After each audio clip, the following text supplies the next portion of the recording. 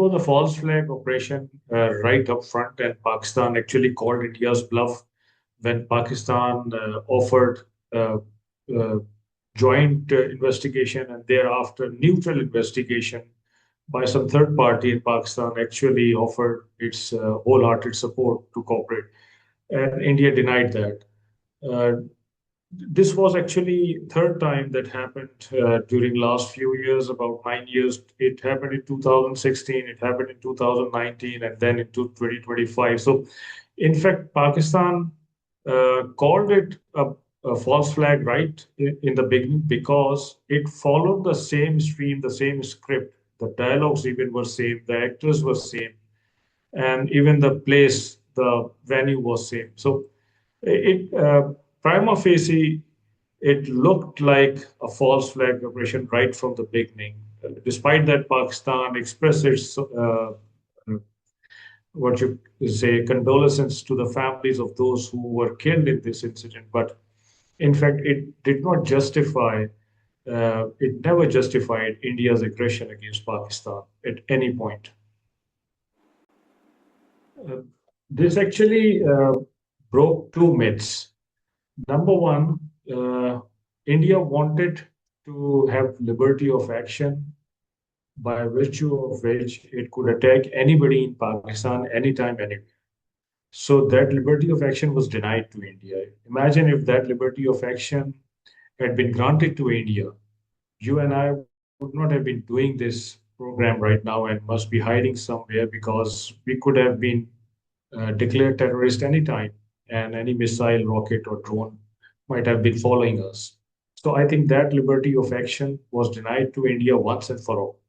Number two, there was a myth uh, about the conventional disparity between the two armed forces.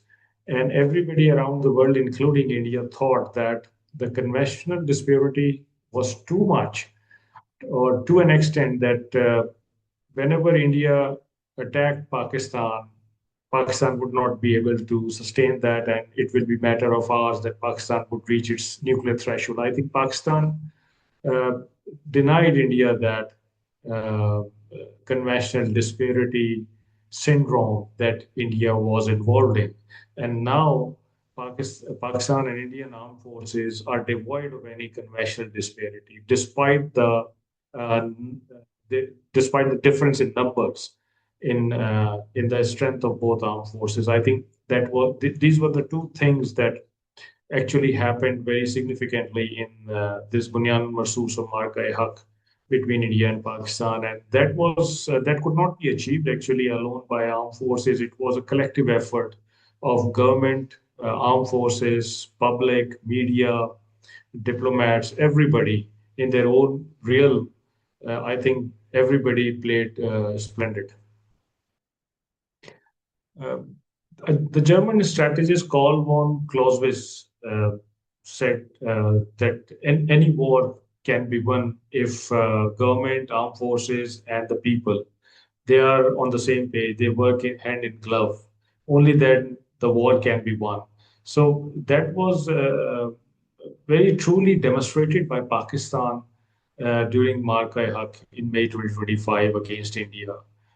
We had complete synergy, we had complete clarity of mind, we have complete consent of each other, we have support of each other in forging ahead against India.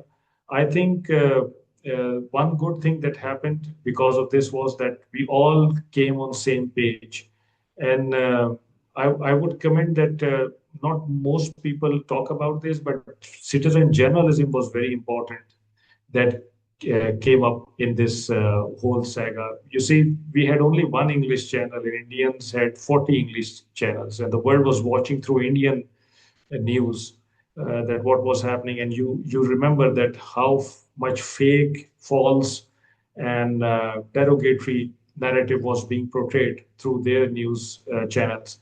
But it was our civilians, our citizens, who were actually sending the videos, the memes, the TikToks, telling the world how Pakistanis were handling all this, how maturely it was handled by Pakistan. And one thing I believe that Pakistan is given credit of is not the military defeat of India, but actually the mature handling of this whole crisis by Pakistan vis-a-vis India.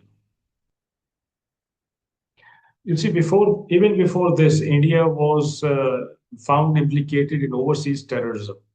So India was already on a trajectory that was declining.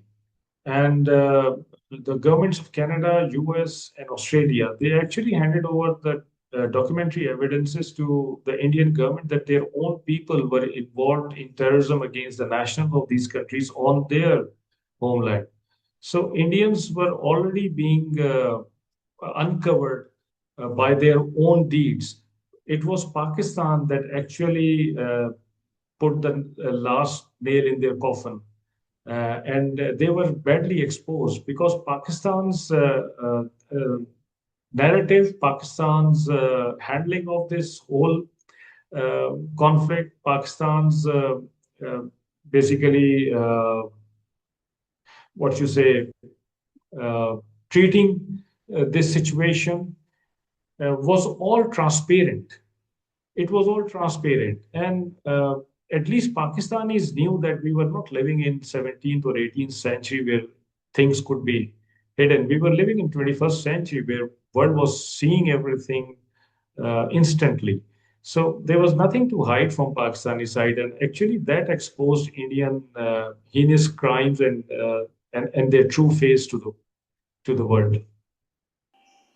I think Pakistan's dominance of escalation ladder right from the beginning was the key factor in desisting India from aggression. And Pakistan kept the rate of destruction so high that Indians could not accept it. You remember that they grounded their air force for about 36 to 72 hours. So Pakistan Air Force not only had air superiority, it had air supremacy. Their ground installations were hit so precisely, and those were the key installations which were so much trumpeted about, like S-400 batteries, like the depot of BrahMos missile, the brigade headquarters, the battalion headquarters. Those were so precisely hit by Pakistan and so excessively that they could not understand. At sea also, their big navy was at sea with all its might, and they remained loitering from 400 to 500 nautical miles, which amounts to be 700 to 900 kilometers from Pakistan, despite the fact that their media, their political leadership, they all were howling that Indian Navy would actually destroy Karachi, or Indian Navy had, in fact, captured the port at Lahore, which did not exist even. So it was, I think, the domination of escalation ladder that Pakistan held, and the rate of destruction, very high rate of destruction that Pakistan actually caused to Indians that made them desist from what they were doing. As I mentioned earlier, that it was a repeat telecast for us. 2016, 2019, and then 2025. We had the idea how the things would move from there. So as soon as Pahalgam happened, Pakistan Navy ships and all those platforms which were seaworthy, they went out to sea. Those were at sea. Actually, uh, turned their converted their profile into battle uh, environment.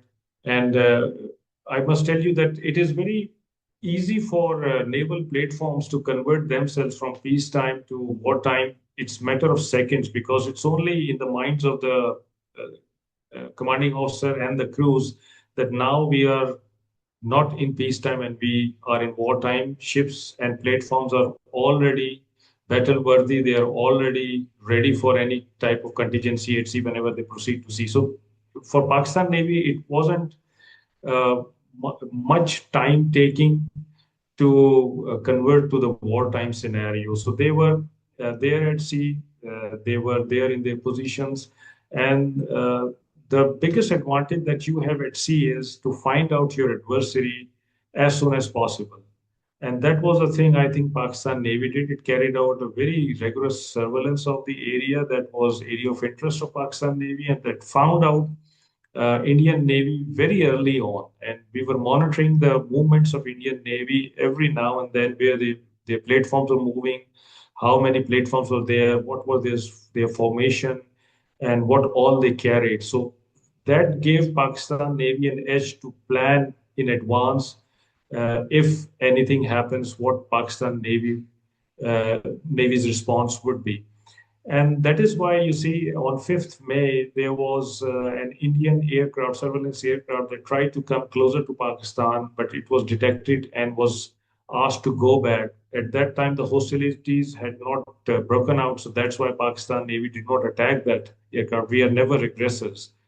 But during the operations in the air and on the land between 7 to 10, you see their aircraft carrier was present at sea, and twice during these 4 days, this aircraft carrier was taken aback, and it was hid under the shadow of their coastline to have the air defense from the land air bases, because it could not even protect itself, and it wanted to save itself from the wrath of Pakistan Navy and Pakistan Air Force. That was the, I think, deterrence of Pakistan Navy that was created over Indians twice in 4 days.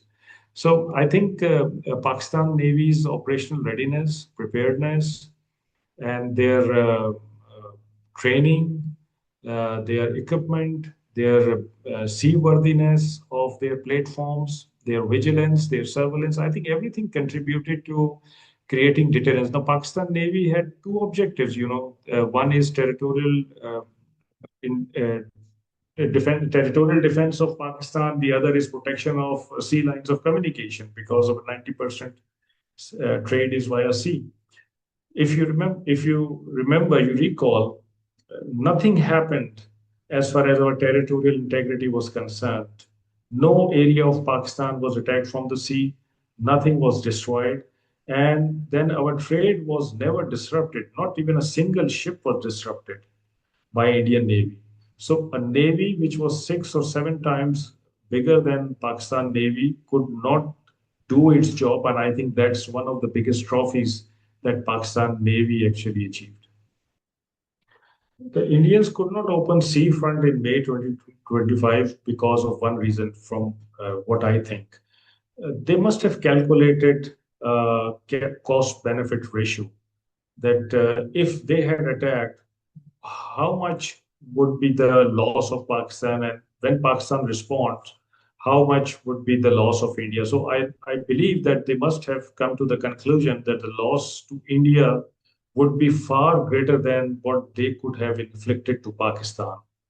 And that was because Pakistan Navy's capabilities vis-a-vis its core objectives, I think, were quite wholesome, and they could not find gaps or loopholes in those capabilities which could have been exploited to attack Pakistan from sea.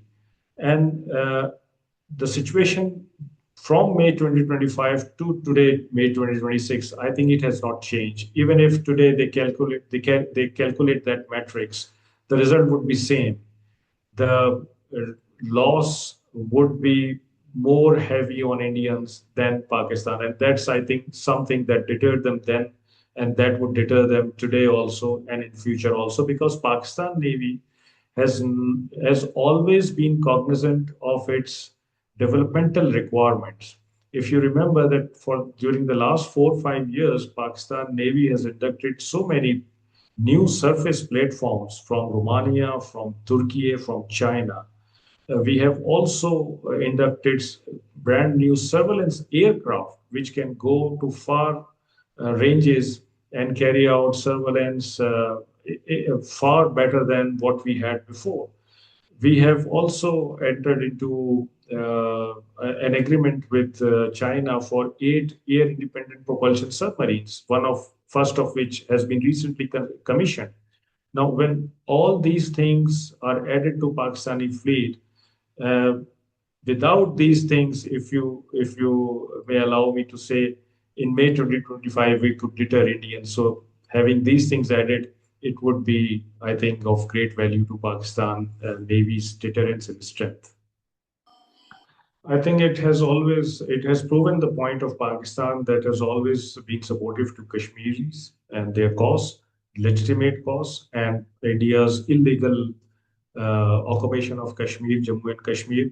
And the political stature that Pakistan gained after May 2025 is being leveraged by Pakistan, not by Pakistan, but the friends of Pakistan, in fact. They are leveraging Pakistan's political stature to negotiate a settlement between them.